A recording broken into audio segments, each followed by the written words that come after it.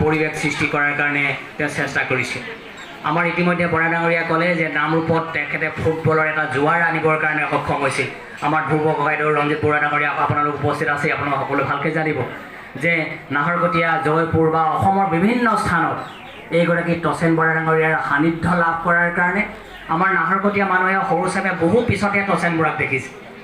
ঘূৰি অহাৰ পাছত আমি দেখিছোঁ, তাৰ আগতে আমি তচেন বৰাক দেখাই নাই। তেখেত যেতিয়া ঘূৰি আহি যেতিয়া নিজৰ শস্য শ্যামলা পথাৰখনলৈ পুনৰ ঘূৰি আহিলে, তাৰপিছতে মানুহে তেখেতক দেখিছে।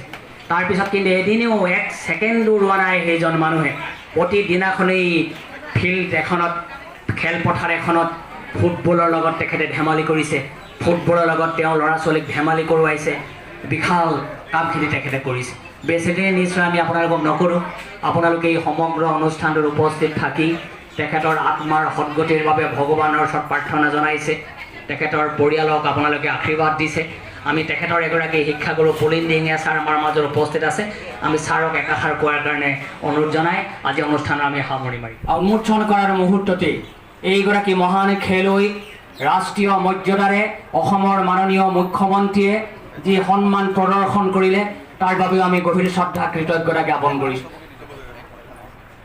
এই সকলোৰে হাতে হাতে এখন আমাৰ পুলিন দিহিঙীয়া ছাৰ আগলৈ আহি দিয়ক। ছাৰ আহক, পুলিন দিহিঙীয়া ছাৰ আহক, আপোনালোক আহক।